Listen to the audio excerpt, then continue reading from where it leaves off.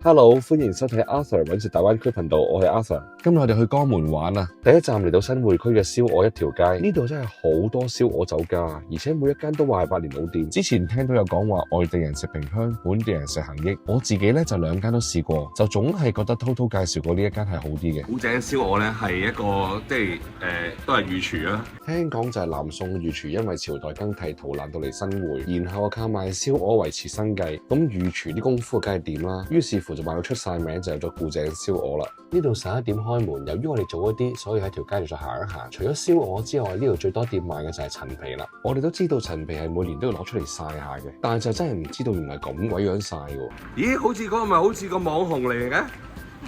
呢個咪有個香港網紅？哇！咦，偶遇香港網紅喎，當歸遇上雞啊！而家嚟呢度賣陳皮啊，幫襯下啦。龜仔路邊嘅味，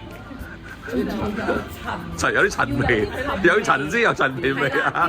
講真啦，條街唔係好長，亦都冇乜嘢好行，都係翻去食鵝好過啦。鏡頭一轉，燒鵝出場，個燒鵝出爐唔係好耐時間，個皮咧仲有啲脆，裏邊咧仲係熱嘅。鵝肉比較嫩，但係唔知點解真係唔夠幾年前咁好食，特別係個熱味唔係好入味。我記得幾年前第一次食嗰陣好鬼好食㗎喎，其他鵝腸、鵝雜都係得個鹹字，連個臘味都大失所望，啲臘肉直情有啲油益味。較為好食嘅呢個上湯辣椒葉同埋個魚片湯，其他都好一般。食完第一輪午餐就開1個鐘頭車去赤坎，入去景區之前先試下呢間柴火煲仔飯。聽講嘅關族做煲仔飯已經有100幾年歷史㗎啦。睇下佢點煲飯先，哇嚇！佢哋真係一路煲飯一路要揾人喺下邊加柴嘅喎。師傅要一眼關七同時間去煮10煲飯，即係稍一走神都唔掂啊！價錢都唔係貴，平均20蚊一煲飯到。好啦，上齊晒飯，準備開飯。熱騰騰嘅煲仔飯出場，呢度比較多人點嘅係黃鱔飯，所以我哋叫咗3煲，其中1煲加咗牛肉嘅，另外叫咗煲鹹魚瘦肉飯。佢唔似台山黃鱔飯咁切幼絲同埋撈埋落飯裏邊，而係一條粗碌肥嘟嘟咁鋪喺面嘅。講真啦，對於食慣煲仔飯嘅香港人嚟講，呢幾個煲仔飯除咗做法特別之外，食起上嚟真係冇乜特別亮點。佢既冇瓦煲嘅香味，亦都冇特別去看個飯焦出嚟，純粹玩柴火古老當時興嘅啫。反而呢個有啲似千樣三寶嘅赤坎豆腐角，同埋門口賣嗰個燒餅係仲特色一啲添。食完呢個關氏柴火煲仔飯之後咧，就嚟到呢個赤坎古鎮景區啦。哇！今日真係好鬼熱啊！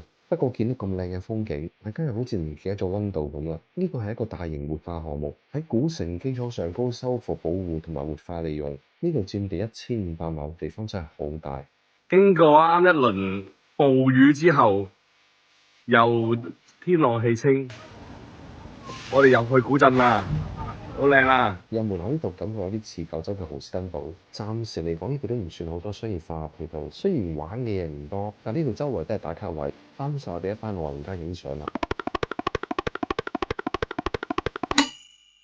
中意嘅話，仲可以租套衫嚟玩下，影下唔同風格嘅藝術相。